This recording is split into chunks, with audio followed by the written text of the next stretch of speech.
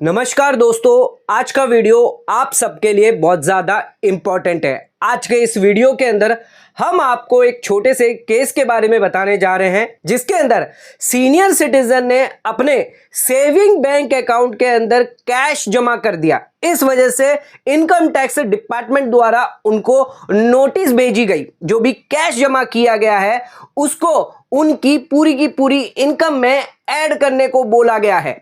दोस्तों, ये केस जो है लेटेस्ट जजमेंट जो है अप्रैल महीने में ही आया है, यानी अभी के पिछले एक महीने के अंदर अंदर ये इसका डिसीजन आया है। बहुत ही इंपॉर्टेंट जजमेंट है। सीनियर सिटीजन रिलेटेड कैश अगर आप जमा करते हैं, बैंक अकाउंट में जमा करते हैं, आप अपने इनकम टैक्स रिटर्न रेगुलर क्यों ना फाइल करते हो तो भी आपको इनकम टैक्स डिपार्टमेंट द्वारा नोटिस आ सकता है।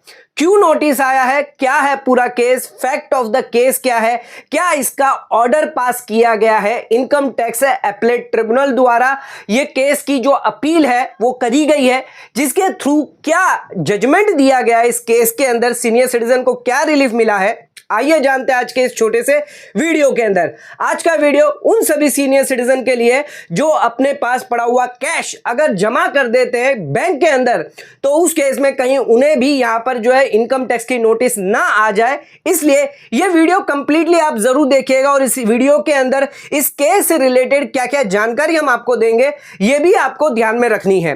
दोस्तों, आज का वीडियो बहुत ज्यादा इंपॉर्टेंट है, तो चैनल को लाइक, सब्सक्राइब, शेयर करना ना भूलें। चैनल को जल्द से जल्द सब्सक्राइब करें ताकि और भी लेटेस्ट वीडियो आपको इनकम टैक्स रिगार्डिंग मिलती रहे। अगर आपके कोई फ्रेंड्स है, रिलेटिव्स है, तो उनको भी ये शेयर करें ताकि उनको भी इसकी नॉलेज होती रहे। आइए स्टार्ट करते अपने आज के वीडियो को बिना किसी देरी के।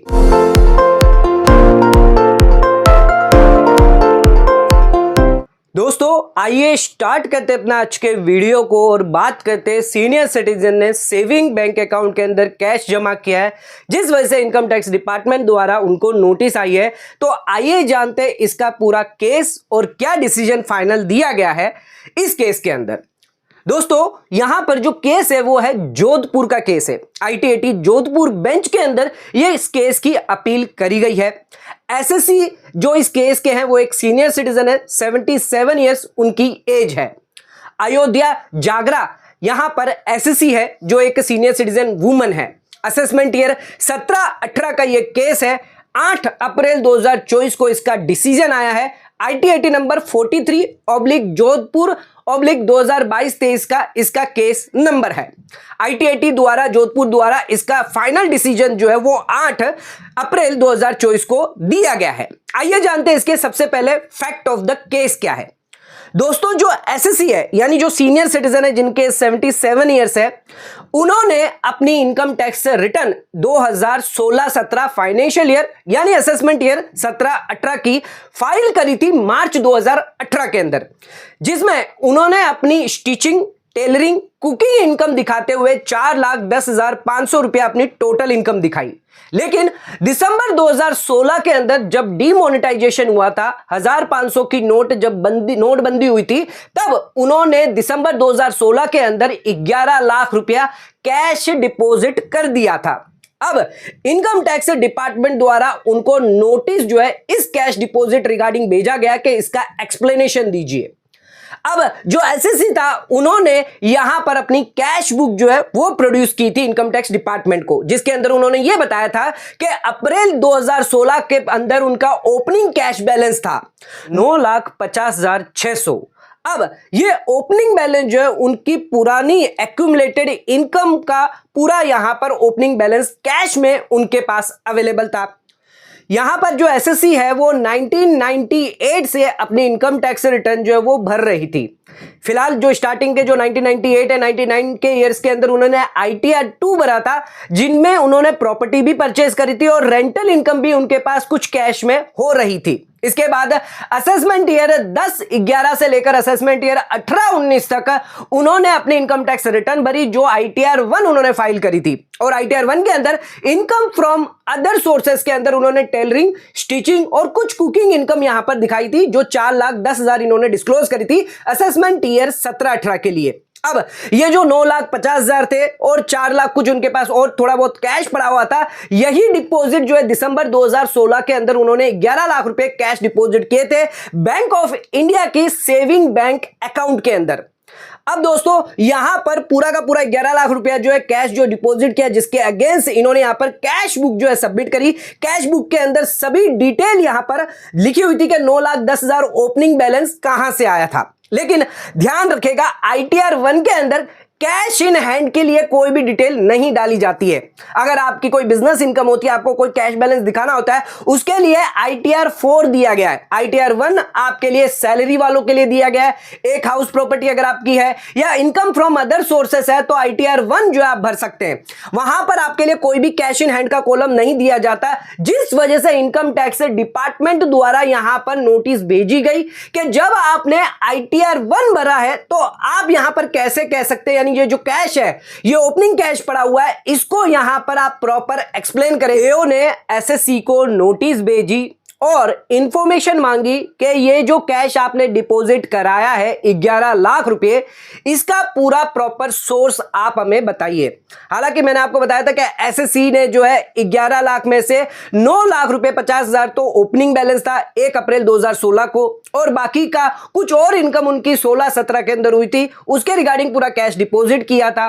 लेकिन यहां पर एओ का कहना है कि सिर्फ टेलरिंग और कुकिंग या स्टिचिंग से इतनी इनकम आपकी नहीं हो सकती है। ऐसा पॉसिबल ही नहीं हो सकता कि इतनी इनकम आप जनरेट कर पाएंगे। दूसरी चीज यहां पर कि अगर आपके पास 9,50,000 रुपया कैश जो ओपनिंग आप कह रहे हैं पड़ा हुआ है, तो क्यों आपने अपने पास कैश इतने समय तक रखा है? क्यों आपने इसको बैंक में डिपॉजिट नहीं कर दिया? क्योंकि बैंक भी आपको यहां पर ब्याज देती, तो क्यों आप अपना ब्याज खो रहे थे? इसके अलावा आपके पास इतना बड़ा कैश है तो आपके पास एक रिस्क और सेफ्टी मेजर भी यहां पर देखा जाता है कि आप इतना रिस्क क्यों ले रहे थे इतना सारा रुपया अपने पास कैश रखकर। तो यहां पर जो एओ था, जो SSC द्वारा यहां पर कैश बुक सबमिट करी गई थी, यहां पर बताया गया था कि कैश यहां पर उन्होंने कैसे डिपॉजिट किया, कितना क्या है, इसका यहां पर एओ को सेटिस्फैक्टरी जवाब नहीं लगा। यहां पर एओ जो है ये मानने के लिए तैयार नहीं था कि जो 9,50,000 आया है वो उनकी स्टिचिंग या फिर कोई पुरानी इनकम जो है वहां से आया है, कि ये उनकी कोई अदर इनकम है जो यहां पर उनसे छुपाई जा रही है। इस द्वारा यहां पर असेसमेंट ऑर्डर भी जो है पास कर दिया गया। CIT अपील के अंदर SSC द्वारा असेसमेंट ऑर्डर के अगेंस्ट अपील डाली गई कि जो कैश डिपॉजिट किया है, यहां पर जो एडिशन किया जा रहा है, यह सरासर गलत है। ऑलरेडी उन्होंने कैश बुक सबमिट कर दिए, सारे डॉक्यूमेंट बता दिए, उसके बावजूद भी यहां पर एओ द्वारा असेसमेंट ऑर्डर पास किया जाता है, उनका एडिशन किया जाता है, जिस वजह से CIT अपील के अंदर यह अपील की जाती है। CIT अपील के अंदर इन दोनों पक्षों की बातें सुनने के बाद क्या डिसीजन दिया गया, आइए जानते हैं। CIT अपील द्वारा यह कहा गया कि SSC ने कोई भी नया फैक्ट प्रोड्यूस नहीं किया है। इसके अलावा SSC ने यहां पर ITR 1 जो है वो फाइल किया है, जो असेसमेंट ऑर्डर में बताया गया। असेसमेंट ईयर 10-11 से लेकर असेसमेंट 18-19 तक, और सभी को बताया कि ITR 1 वही लोग फाइल कर सकते हैं जिनकी बिजनेस इनकम नहीं है। लेकिन आप टेलरिंग, इस यहां पर स्टिचिंग इनकम दिखा रहे हैं जो एक बिजनेस इनकम रिलेटेड है। तो अगर आपने ITR 1 फाइल किया है, इसका मतलब यह मान के चल सकते हैं कि यहां पर आपकी कोई भी बिजनेस इनकम नहीं है, तो यहां पर यह कैश आपके पास कहां से आया है? तो इस कैश का प्रॉपर एक्सप्लेनेशन जो है वो आपने अभी तक नहीं दिया। जो ओपनिंग कैश बैलेंस था 1/4/2016 को, इसका जो प्रॉपर एक्सप्लेनेशन अभी तक आपने नहीं दिया है। CIT अपील द्वारा यह भी कहा गया कि आपने सिर्फ स्टिचिंग इनकम की बात करी है, नेचर ऑफ बिजनेस इनकम की बात करी है, लेकिन अभी तक आपने कोई भी ऐसा अपना क्लाइंट प्रोड्यूस करके नहीं बताया कि जिसको आपने सर्विस दी है, जिससे आपने काम करवाया, जिसका नाम पता आपने कुछ भी नहीं बताया। आपने सिर्फ कैश बुक दे दी, उसके बेसिस पर ही आप जो है केस का रिप्लाई कर रहे हैं। आपने कोई भी सपोर्टिंग एविडेंस या डॉक्यूमेंट प्रोड्यूस नहीं किया कि जो भी कैश बुक्स के अंदर जो एंट्रीज है उसको यहां पर प्रूव कर पाए। CIT अपील द्वारा यह भी कहा गया कि असेसमेंट ऑर्डर जो एओ ने दिया था, जिसके अंदर एक बहुत ही इंपॉर्टेंट चीज बताई गई कि आपके 3 और रिलेटिव है जो आपके आसपास ही रहते हैं, उन्होंने भी भारी मात्रा में कैश जमा किया है। उन्होंने, एक ने यहां पर 14 लाख रुपए, दूसरे ने 13,50,000 रुपए, और तीसरे रिलेटिव ने यहां पर आपके जो है 12 लाख रुपए जमा किए। टोटल यहां पर जमा किया है राशि 40 लाख रुपए, और आपकी 11 लाख मिलाकर यहां पर 50,50,000 की अगर टोटल इनकम देखी जाए, तो क्या यह टोटल इनकम जो कैश डिपॉजिट करिए, एक ह्यूज कैश डिपॉजिट किया, क्या यह सिर्फ टेलरिंग और स्टिचिंग से हो सकता है? तो यहां पर जो पॉसिबिलिटी नजर नहीं आती, प्रॉपर सोर्स यहां पर एक्सप्लेनेशन नहीं किया जा रहा, इस वजह से जो एओ का ऑर्डर है वो बरकरार रखा जाता है। SSC यहां पर CIT अपील के ऑर्डर को लेकर IT-80 जोधपुर में आ जाती है अपील करने। अब आईटीएटी जोधपुर ने सभी दोनों पार्टी जो एसएससी है और जो सीआईटी अपील द्वारा यहां पर रिप्रेजेंटेशन है किया गया और इन दोनों पार्टी को सुनने के बाद अपना फाइनल डिसीजन दिया है।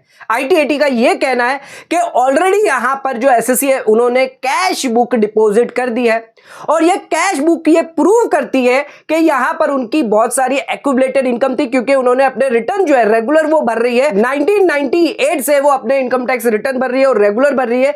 इस वजह से यहां पर जो एक्यूमुलेटेड इनकम निकल के आ रही है और कैश बुक भी ये प्रूव करती है कि आपका जो ओपनिंग बैलेंस है 9,50,000 है और यही कैश जो है वो आपने डिपॉजिट किया है। इसके साथ आईटीएटी ये भी कहती है एक इंपॉर्टेंट केस है जो परमेश्वर बोरा का केस है, जिसके अंदर अनएक्सप्लेन इन्वेस्टमेंट रिलेटेड ये कहा गया कि अगर कोई ओपनिंग कैपिटल पड़ा हुआ है उसको अनएक्सप्लेन इन्वेस्टमेंट नहीं माना जाएगा। उसी तरह अगर कोई ओपनिंग कैश इन हैंड पड़ा हुआ है तो उसको भी इनकम ट्रीट नहीं किया जा सकता। अनएक्सप्लेन इनकम, अनएक्सप्लेन मनी नहीं माना जा सकता। इस अपील को जो है अलाउ कर दिया गया और जो डिमांड एओ द्वारा सीआईटी अपील द्वारा निकाली गई उसको खारिज कर दिया गया। यहां पर कोई भी एडिशन जो है वो एसएससी को नहीं किया गया है।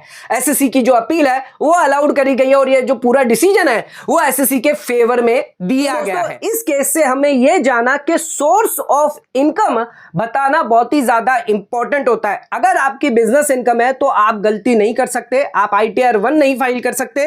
हालांकि इस केस के अंदर आईटीआर 1 फाइल करी गई लेकिन प्रॉपर केस बुक मेंटेन थी, जिस वजह से आईटीएटी ने उनका जो एडिशन है वो डिलीट कर दिया। रेगुलर इनकम टैक्स रिटर्न वो भर रही थी, उनकी एज सीनियर सिटीजन थी, उनको सबको देखते हुए यहां पर जो उनका कोई भी एडिशन नहीं किया गया है। लेकिन आप ऐसी गलती ना करें।